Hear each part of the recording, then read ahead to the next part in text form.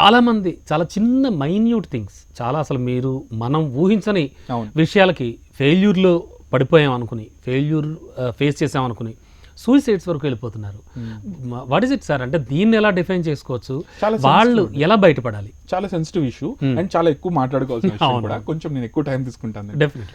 ముఖ్యంగా ఏంటంటే first of all 2 factors ఉంటాయండి. ఒక మనిషి ఎమోషనల్ ఇంటెలిజెన్స్ని ఏవైతే డ్రైవ్ చేస్తాయి, ఎమోషనల్ ఇంటెలిజెన్స్ అంటే మీ మానసికమైనటువంటి మీ పరిపక్వత, మీకున్నటువంటి intelligence on your emotions, right? ఎవరైనా దేనికైనా ఒక ఎక్స్ట్రీమ్ స్టెప్కి ఎందుకు వెళ్తారు? Because of emotions, right? బాధ, సంతోషం, నవ్వు, ఏడుపు, రైట్? అది ప్రతిదీ ఎమోషనే కదా. ఇవన్నీ ఫీలింగ్స్, ఎమోషన్స్, రైట్? భావోద్వేగాలు తెలుగులో ఖచ్చితంగా చెప్పాలంటే. వీటిని ఎప్పుడైతే మనం ఫేస్ చేయలేమో, మన ఎమోషన్స్ని మనం ఎప్పుడు ఫేస్ చేయలేమో ఎక్స్ట్రీమ్ స్టెప్కి వెళ్తాం. ఇట్స్ నాట్ అబౌట్ ఎక్స్టర్నల్ కాదు. సమాజాన్ని ఫేస్ చేయలేక మీరు ఎక్స్ట్రీమ్ స్టెప్కి వెళ్ళరు. సమాజాన్ని ఫేస్ చేసే ప్రాసెస్లో మనల్ని మనం ఎప్పుడైతే ఫేస్ చేసుకోలేమో, అంటే మనల్ని మనం నియంత్రించుకోలేకపోయినా, ఎగ్జాక్ట్లీ మనల్ని మనం అంటే నాకు నేను సమాధానం చెప్పుకోనప్పుడు మాత్రమే నేను ఒక స్టెప్ తీసుకుంటాను. సో దీనికి ఒక చాలా సింపుల్ టెక్నిక్ ఉంది, నేను మీకు చెప్తాను. చాలా ఇంపార్టెంట్, ఇది అందరూ తెలుసుకోవాలి. AFLG అంటాను నేను. Accept, face it, learn from it, grow from it. 4 levels. ఒక చిన్న ఫెయిల్యూర్ అనుకోండి, చిన్నది పెద్దది కాదు, ఏదో సంథింగ్ మీరు అనుకున్నారు, అది జరగలేదు. ఫస్ట్ ఆఫ్ ఆల్ ఎక్కువ మెజారిటీ ఆఫ్ ద పీపుల్లో ఉన్న ప్రాబ్లం ఏంటంటే దాన్ని యాక్సెప్ట్ చేయరు. టు బి వెరీ హానెస్ట్, మీరు 99% మీరు చూడండి, ఈగో అంటే ఈగో ప్రాబ్లం వల్ల అంటారా? అంటే ఒక పరిస్థితుల ప్రభావం వల్ల మనకి ఉన్నటువంటి ఒక బ్లాకర్స్ అంటాం దీన్ని. నేను సైకాలజీలో బ్లాకర్స్ అంటారు. బ్లాకర్స్ అంటే ఏంటంటే ఇది జరుగుతుంది, మీకు తెలుసు, you know it, but you don't say it. నేను చిన్నగా కనిపిస్తానేమో, అంటే మన తప్పు మనం ఒప్పుకోకపోవడం, ఆత్మన్యూన్యత అంటారు, ఇన్ఫీరియారిటీ కాంప్లెక్స్ అంటారు. అంటే ఇది నేను చేసింది తప్పే. ఒక తండ్రి కొడుకు మాట్లాడుతున్నారు conversations, for example. Sure sir. ఒక తండ్రి కొడుకు మాట్లాడుతున్నప్పుడు తండ్రి ఇమీడియట్గా ఒక క్వశ్చన్ అడిగాడు కొడుకుని, అదేంటి రాముకి 98 వచ్చాయి, నీకు 19 వచ్చాయి, 8 ఏమైంది అని తండ్రి కొడుకుని అడిగిన ప్రశ్న. కొడుకు రివర్స్లో, తెలివిగల కొడుకు అనుకుందాం కొద్దిసేపు, నాన్న అంకుల్కి 1,00,000 వస్తుంది, మీకేంటి 50,000 వస్తున్నాయి అని అడిగాడు. ఒక కాన్వర్సేషన్, కంపారిజన్ జరుగుతుంది. ఇమీడియట్గా తండ్రి ఏం చేస్తాడు? బలాన్ని ఉపయోగిస్తాడు. అది బ్లాకర్. ఎప్పుడైతే సమాధానం చెప్పలేమో మనం వేరే ఎమోషన్ని యూజ్ చేస్తాం. It's a valid question, right? అతను మీరు ఏదైతే కంపారిటివ్ అనాలిసిస్లోకి వెళ్ళారో అతను కంపారిటివ్ అనాలిసిస్, కానీ ఒక బలమైన వ్యక్తి రాగానే దాన్ని బలంలోకి ప్రవర్తించి దాన్ని ఫేస్ చేసి కంట్రోల్లో పెట్టడానికి, ఎగ్జాక్ట్లీ అలా కంట్రోల్లో పెట్టడానికి ఇంకో ఎమోషన్ని వాడడానికి ట్రై చేస్తుంటారు. అలాంటప్పుడు అలా చేయకండి. ఎప్పుడైనా ఒక ఫెయిల్యూర్ మీకు వచ్చినప్పుడు ఫస్ట్ యాక్సెప్ట్ చేయండి, విచ్ నథింగ్ రాంగ్. ప్రతి మనిషి ఫెయిల్ అవుతాడు. Just I'm telling it repeatedly. మళ్ళీ ఒకసారి నేను బల్లగుద్ది నొక్కి ఒక్క నుంచి ఏం చెప్తాను, చెప్పండి. మనిషి ఫెయిల్ అవుతాడు, మనిషే ఫెయిల్ అవుతాడు. నైస్.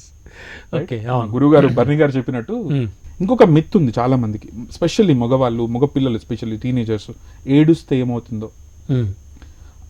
మీరు ఒకసారి సైంటిఫిక్ రీసెర్చ్ చెప్పింది, హార్ట్ అటాక్స్ విమెన్కి చాలా తక్కువగా వస్తాయని. స్ట్రెస్ మేనేజ్మెంట్లో అంటే ఏడవడం వల్ల, ఎగ్జాక్ట్లీ ఏడవడం వల్ల. ఏడుపు అనేది ఒక స్ట్రెస్ రిలీఫ్ టెక్నిక్, ఒక emotion which is completely fine. నవ్వడం ఎంత న్యాచురల్, ఏడవడం కూడా అంతే న్యాచురల్. ఎప్పుడైతే అంటే చాలా సందర్భాల్లో మనకి కొన్ని కన్నీళ్ళు వస్తూ ఉంటాయి, ఆనంద బాష్పాలు అనుకోవచ్చు, లేకపోతే కొన్ని భావోద్వేగానికి గురైనప్పుడు అవి రావాలి, ఖచ్చితంగా రావాలి. ఆడవాళ్ళకి కళ్ళున్నాయి, మగవాళ్ళకి కళ్ళున్నాయి. ఆడవాళ్ళకి కన్నీళ్ళు వస్తున్నాయి, మగవాళ్ళకి కన్నీళ్ళు రావాలి. ఎందుకు రాకూడదు అనేది నా ప్రశ్న.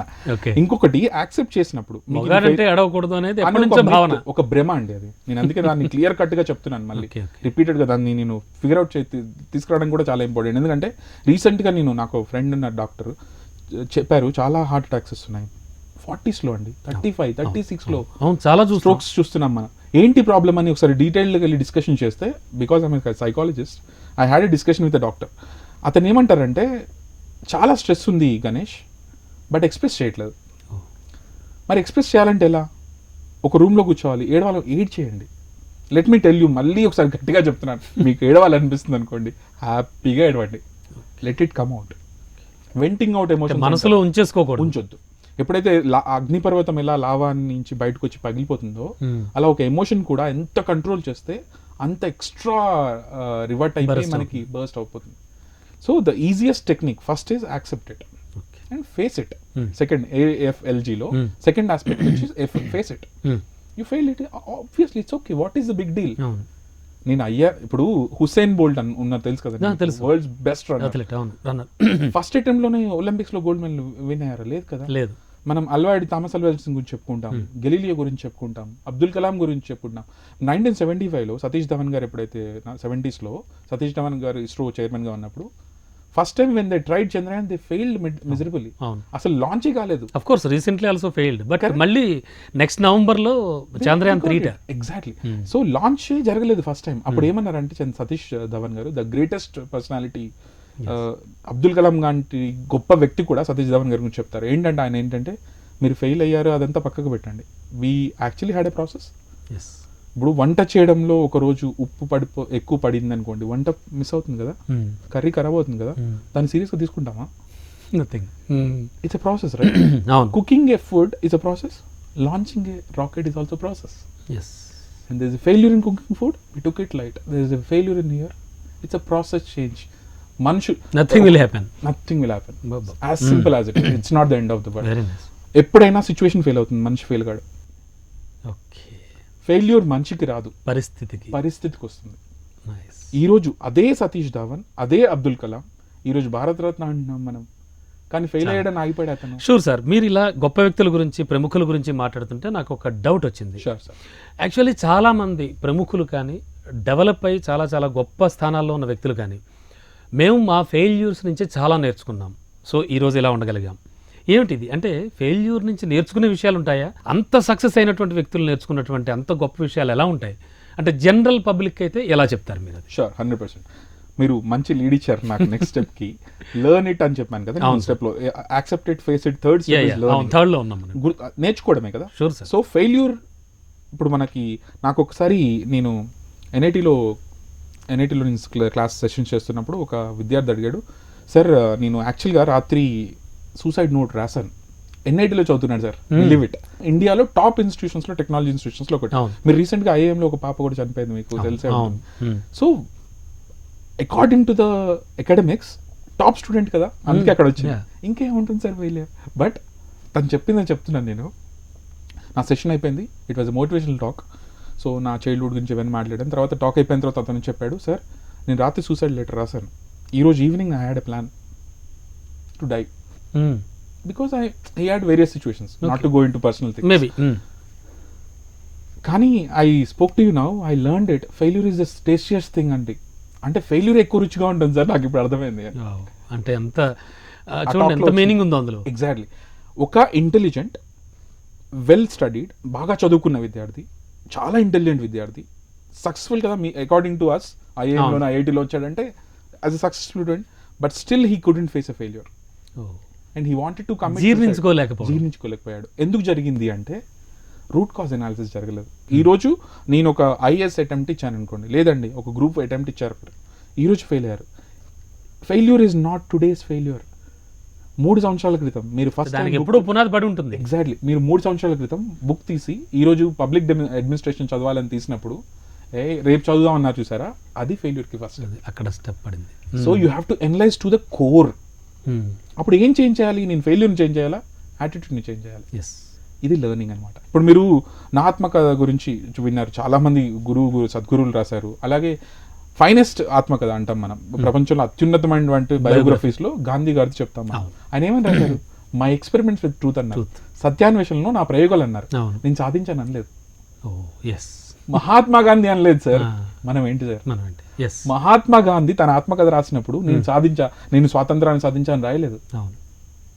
సత్యాన్వేషణలో నా ప్రయోగాలు అని రాశారు.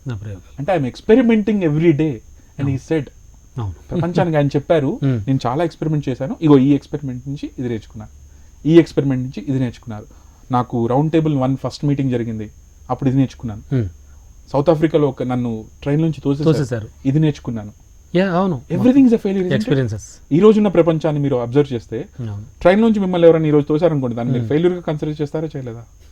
జనరల్ పబ్లిక్ ఎలా డిసైడ్ చేస్తారు? అదేంటి నన్ను ట్రైన్ నుంచి అవమానంగా భావించి సూసైడ్ చేసుకున్న దశ వరకు వెళ్ళే వాళ్ళు కూడా ఉన్నారు. ఎగ్జాక్ట్లీ. ఏదో పెళ్లికి వెళ్ళాను సార్ మొన్న నేను, ఒక విఐపి మ్యారేజ్, ఇంకొక విఐపి వచ్చారు, కూర్చున్నారు, ప్రోటోకాల్ వచ్చింది, ఇంకొక ఆయన వచ్చారు పెద్ద ఆయన, సార్ కొంచెం నెక్స్ట్ లైన్కి వెళ్తారా అని అడిగారు.